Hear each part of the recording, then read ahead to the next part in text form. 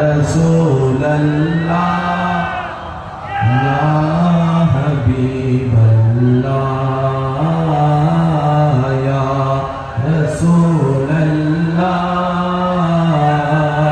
ইয়া শেষবারের মতো সবাই একই আওয়াজে গোলাপ নিলাম